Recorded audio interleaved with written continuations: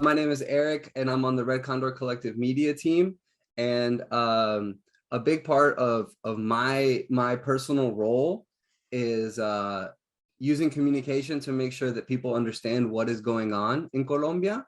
Um, Being able to connect the dots between the work that all of our organizations are doing, and to be clear about what RedCondor Collective is, the nature of our organization. We are a leftist diaspora solidarity initiative that is primarily concerned with providing material aid directly to the grassroots, to the front lines in Colombia, right? To these organizations that need it most. We're also concerned with educating people across the diaspora. We particularly organize a lot of like the English-speaking community all over. And we want to make sure that we're putting out this leftist perspective of what's going on, so people have like a deeper analysis of the situation, especially in the United States, and in the English-speaking world. The stories that are funneled through the media about what's going on are very twisted, right? About the realities of what's happening in Colombia and why, right? So as an organization, we make sure to center the fact that the problems in Colombia are greatly influenced by the role of Western intervention, right? We're talking about the United States, Canada, and Israel primarily, right? Specifically, the United States has, much like all over South America, has swung its weight around, right? Whether economically or militarily, to influence the situation in Colombia greatly, in a way that has led to lots of unnecessary violence and death, right? A lot of Colombians have paid with their lives, right, for these US policies, which pursue profits for the oligarchy over not only human dignity, but even human life, right? So what does all this mean? It means that the United States funds right-wing paramilitary death squads, right? They provide weapons and political support for the official government agencies like the police and ESMAD, which is the right police. They provide the support which enables them to use this brutal violence against the people, right? And just to make sure folks have an understanding of what is going on in Colombia right now, there has been a national strike since April 28th, right? That means we're almost four months deep, right? And this has been a strike all over the country, reflected in all social sectors. It's not just necessarily a worker strike per se, like reflected in one industrial sector. It is included in the industrial sectors and the social sectors of Colombian society. So what does that mean? Indigenous organizations across Colombia have been mobilized and mobilizing the people. Afro-Colombian organizations across the country have been mobilizing, right?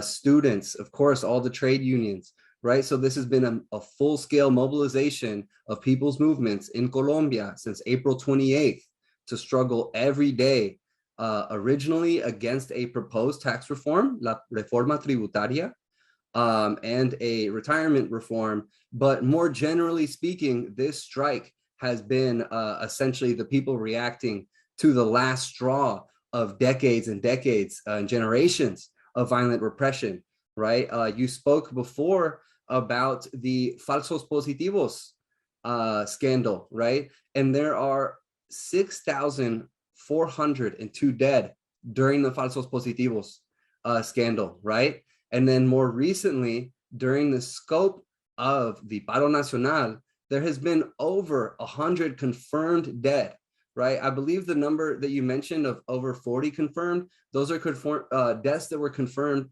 on behalf of the police, committed by the police, right? And the rest are deaths where the perpetrator has not been completely confirmed. However, for the most part, this is ununiformed agents of the states and paramilitary agents who have zero legal authority to exercise any sort of violence, right? So we have over 100 dead during the scope of the Paro Nacional.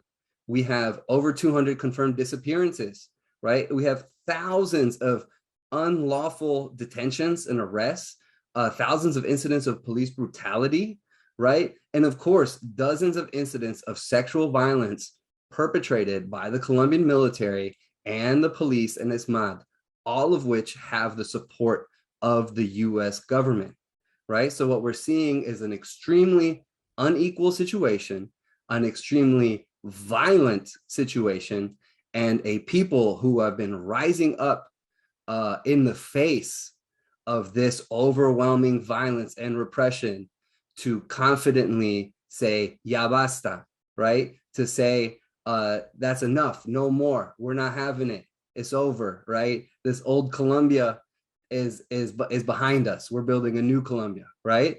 So RedCondor Collective, our organization, serves to support, uplift, and amplify the work of leftist activists across Colombia. We don't necessarily only support people of one particular political identification or inclination, but we are a leftist organization, right? So we want to make sure that we're supporting folks that are not just reformists, right? That have like a substantial critique and analysis, and that have substantial proposals for how to build power, right? We only support organizations which are deemed to be legal, above ground, legitimate organizations. This is something which is important to mention in the context of Colombia, because as many people are aware, there is an ongoing guerrilla conflict.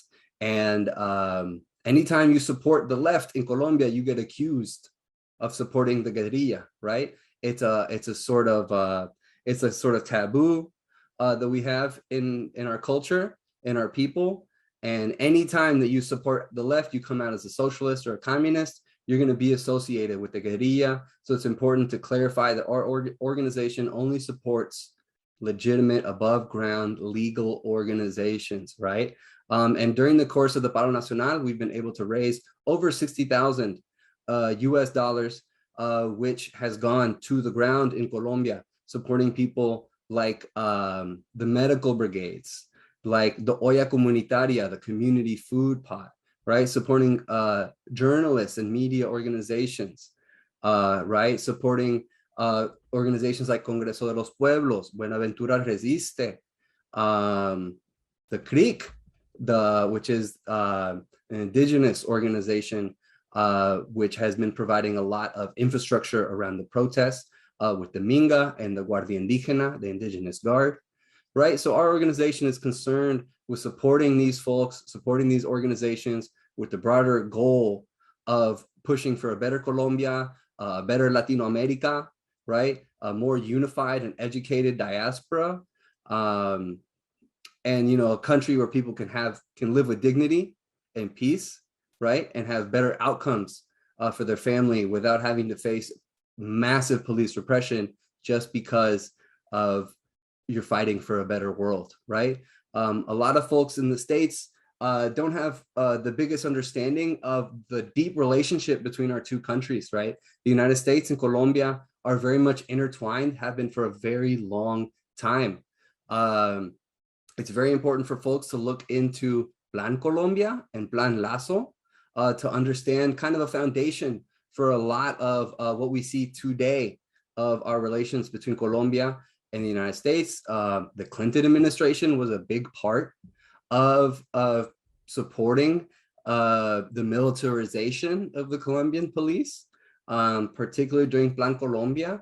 That is what led to the formation of the ESMAD, the Colombian riot police, right? So that's one example where the US government specifically requested the Colombian government form a SWAT police unit, which was then later used to brutally attack the Colombian people, oftentimes with US weapons, sometimes with the support of US helicopters, right? And of course, folks are all aware of all the training in these sort of terrorist strategies that the US has provided for the Colombian military, Colombian paramilitary, whether it's torture tactics or disinformation. The United States has a long history of providing these trainings, as well as the resources and the infrastructure and the political support, which has enabled the Colombian government, specifically the Centro Democrático Party, which has ruled for a very long time, the Colombian government has enabled this violence, right? So it's important for people who are Colombian American or Colombians across the diaspora